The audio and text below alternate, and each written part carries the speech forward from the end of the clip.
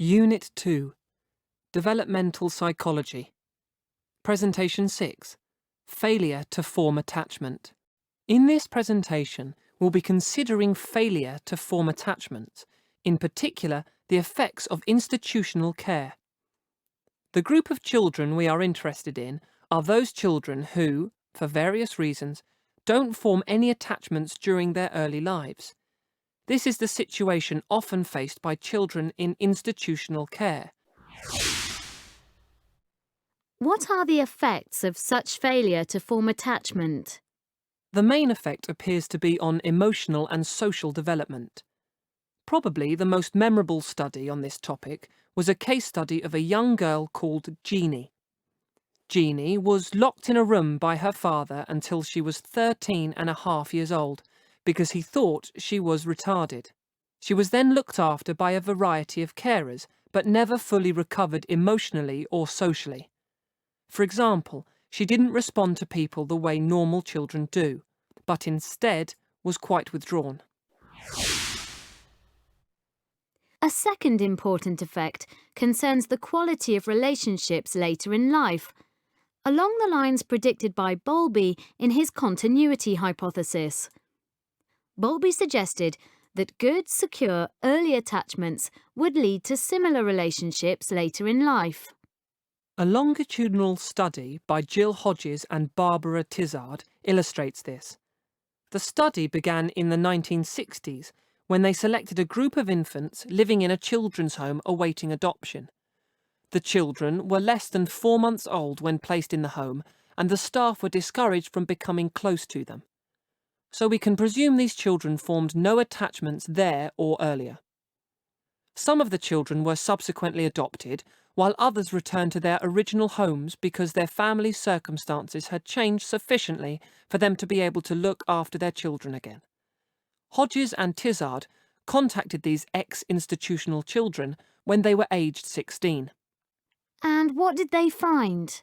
There were a number of findings, but the one that interests us was that both groups of ex-institutional children later had problems with their relationships at school. They were less likely to have a best friend, were unpopular, and tended to have become bullies. The conclusion was that their early lack of attachment appears to be linked to their later ability to form relationships. There is a third effect of failure to form attachments. Children in such situations may develop a particular attachment type called disinhibited attachment. They try to form attachments with anyone they meet, although these attachments are superficial. This kind of behaviour is something that Hodges and Tizard observed in their sample of ex-institutional children. For example, at age 16, the children were more likely than other children to seek attention from adults. This brings us to a fourth effect of failure to form attachments, which is attachment disorder.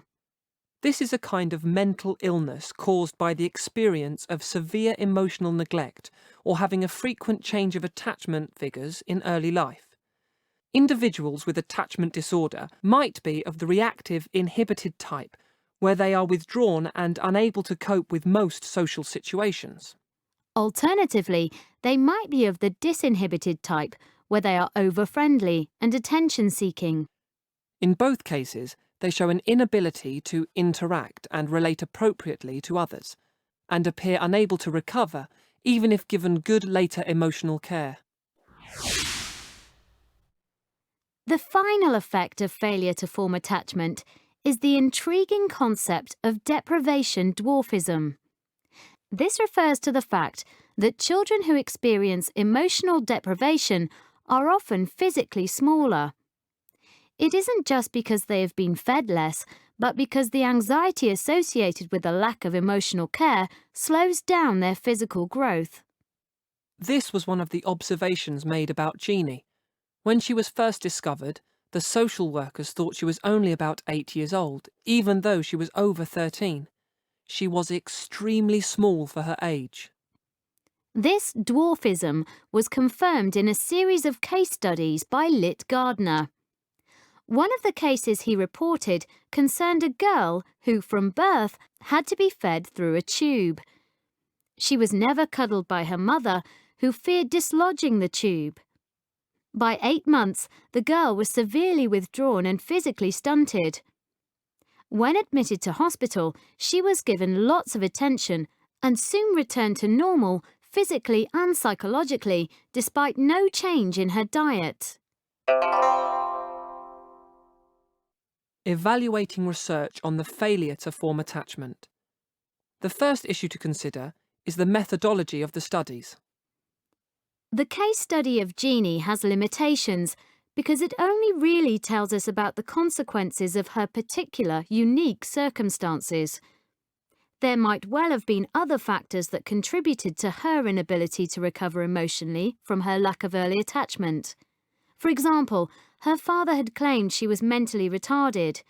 In addition, her mother claimed to have had a close attachment to Jeannie, despite Jeannie's being locked away. If this was the case, then the cause of Jeannie's social difficulties had nothing to do with a failure to form attachment. A second issue is whether complete recovery is possible. The studies we have looked at suggest that failure to form attachments early in life does have long-term consequences. However, not all research agrees with this conclusion. For example, a case study of 2 Czechoslovakian twins suggests that recovery is possible. These twins, studied by Jarmila Kulachova, spent the first 7 years of their lives locked up in a cupboard by their father and stepmother. When they were discovered, they were very small in stature, unable to talk, and generally socially and mentally underdeveloped. They were then adopted and well cared for by 2 women, and by age 14 had near normal intellectual and social functioning. By the age of 20, they were of above average intelligence and had excellent relationships with members of their foster family. This suggests that the provision of attachments later in life can lead to recovery. However, recent research indicates there are limits to this recovery. Since the early 1990s, Michael Rutter and his team have been monitoring the progress of approximately 150 Romanian orphans who have been adopted by British families. Those children who were adopted before the age of 6 months have shown normal emotional development. However, many of those adopted after 6 months have shown evidence of disinhibited attachments and appear to have difficulties relating to other children.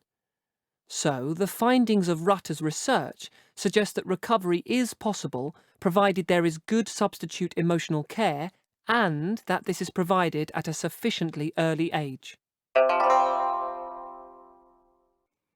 There is one final important limitation to this research. In all of the research studies we have described, we don't always know what happened to the children later in life. In the Hodges and Tizard study, it wasn't possible to make contact with a large enough group of the children after the age of 16 to study them further. They may well have recovered and just needed more time to mature sufficiently and learn how to cope with relationships. In the research on Romanian orphans, we only know, as yet, about their development up to the age of 15. Many of the children have appeared to recover well, but Antonia Bifalco's research on the disruption of attachment suggests that there are lifelong vulnerabilities. Bifalco found that children who had lost their mothers through death or separation when they were young had an increased risk for developing depression or anxiety disorders later in life. This means that the children in the studies discussed in the presentation may appear to have recovered but might nevertheless be more vulnerable to emotional problems. What can we conclude about the effects of failure to form attachment? The research suggests that children who lack early attachments are likely to experience permanent emotional and social difficulties later in life, though these effects might be less severe if subsequent emotional care is given soon enough.